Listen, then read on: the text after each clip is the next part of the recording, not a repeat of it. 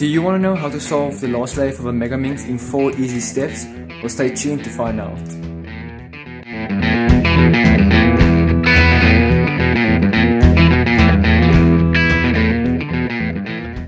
Hey guys, this is Hein and today I will teach you how to solve the last layer for the Megaminx.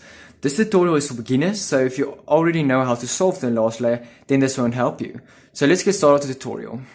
This last layer tutorial will be divided into 4 groups, namely edge orientation of last layer, corner orientation of last layer, then of course edge permutation of last layer, and lastly we have corner permutation of the last layer, like that.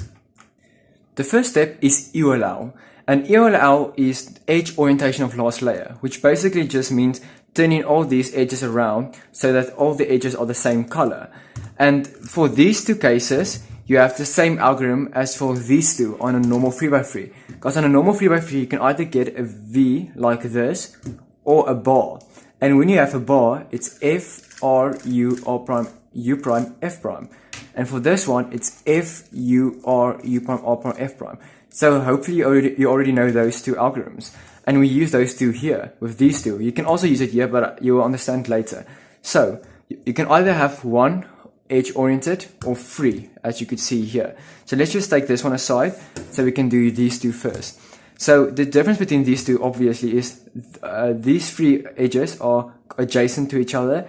These 3 aren't. These 2 are, but there's a gap here. So what you do with this one is you hold the incorrect edge in front of you or the other one to the right top side. So if you were like here, you can just rotate here. So it's F, R, U, R prime, U prime, F prime, which is the same as the bar for the normal 3x3.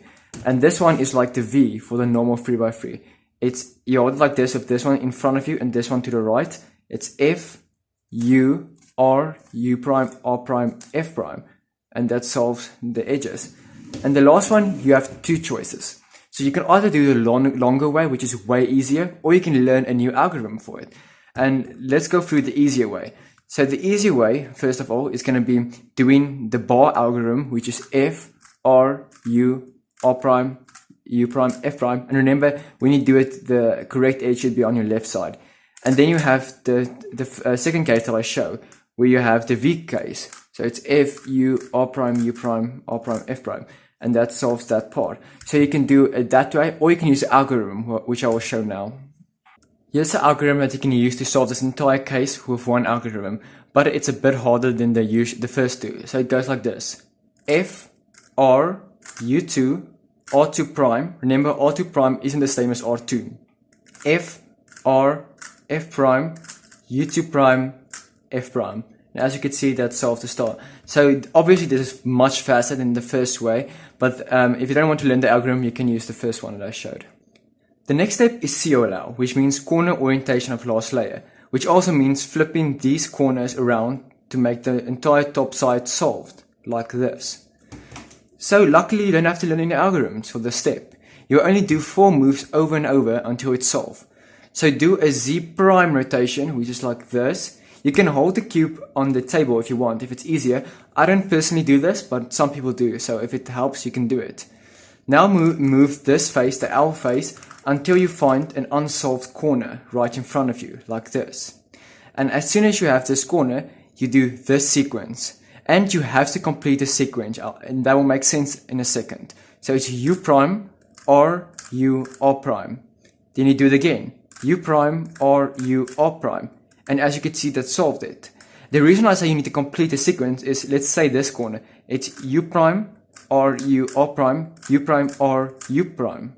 I mean U, sorry. And now you can go on, but you can't. You have to finish the sequence. So you have to do an R prime. And you do the same with this one. And as you can see, that solved it. I'll go through one more example. This one's going to be a bit harder because all the corners are misoriented. So again, Z prime rotation and do that sequence. U prime, R, U, R prime, U prime, R, U, R prime. And a tip, when the corner is facing you, meaning this piece is facing you, then you have to do it twice. So 1, 2. If the corner is facing upward, you have to do it 4 times. So 1, 2, 3, 4. Again, 2 times, 1, 2, 2 times 1, 2. And it will always be solved when you do it correctly. The next step is EPLL, edge permutation of last layer. Basically what that means is moving the edges around so that they are correct corresponding to each other. Yes, unfortunately we have to learn the most algorithms, but luckily there are only 5. To recognize these cases, you have to align as many edges as possible. You can either get 2 or 1, but be careful, because in this case you can also align this one and only find one align. That doesn't mean it is the case with only one permuted. Because the reason for this is, how you can know is if you have like only one permuted like this, then check if these two need to swap. If they don't, then it means it isn't that case. Then you have to keep on doing U or U prime until you find 2 that are permuted. So for instance here, this is the case with only 1, but this case is very rare. So basically what happens is when you find 1 and these two have to swap and these two have to swap, then it is that case. But this will all make more sense when I show you guys the algorithms. The first 2 cases are where the 2 correct edges are adjacent to each other, as you guys could see like that. The difference between these two are that this one goes clockwise. As you can see, this piece goes here, this piece goes here, this piece goes here. So as you can see, it forms a clockwise swapping. This one is counterclockwise because this piece goes here, and this piece here. So it goes counterclockwise. And luckily for you, you don't have to learn an algorithm for this, because the same algorithm we use for these 2 cases are the same algorithms we use for these 2 cases, the JB perm and the Y perm. So let's start with the first one. You're going to hold this case where it's clockwise with the one correct edge in front of you and the other edge to the left bottom side. This is very important. And you do this algorithm for this PLL case, this one. So it goes like this. R, U, R prime, F prime, R, U, R prime, U prime, R prime, F, R2, U prime, R prime.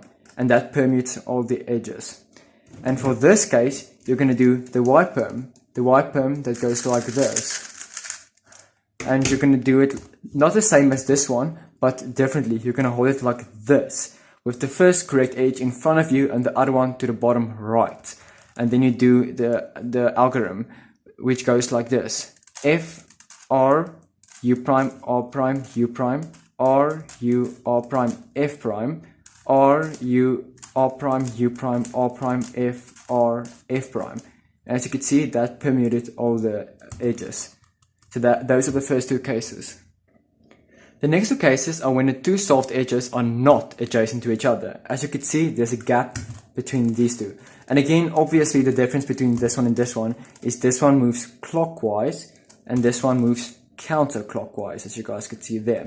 So let's go through the easier one, the clockwise one. So both of them, you hold it like this with the one correct one in front of you and the other one to the top right. So let's go. This one is really easy to finger trick. You go R2, U2 prime like this, R2 prime, U prime, R2, U2 prime, R2 prime. And as you can see, that permuted all the edges. Now the next one is quite tricky to finger trick, to be honest. You can really do this an easier way by doing regrips, but I can show you guys a better way to do it later. But let's go through it. So it goes like this. You hold it the same as that one, and it goes, this is the one with the regrips. R2, U2, R2 prime, U, R2, U2, R2 prime. And as you guys see, that permuted the edges. So a better way to do this, if you want to become more advanced, is to do R2, and if you have a good Megaminx, you can do this. R2, then you flick, it's going to be quite difficult, you flick all the way through like that. So you go R2, you flick twice, R2, then you push here, U, R2, and then you can do a U2 with these 2 fingers and undo it. So that's a bit more trickier. You can't really do it with like this cube or this cube, but if you have a decent cube, you can really try it. It's hard at the beginning, but you get used to it. And here's the last case. So again, you can do 2 ways to do this one. You can either do a J perm, a JB perm like this, and then do whatever algorithm comes up next. You can do it at any angle and then do that algorithm.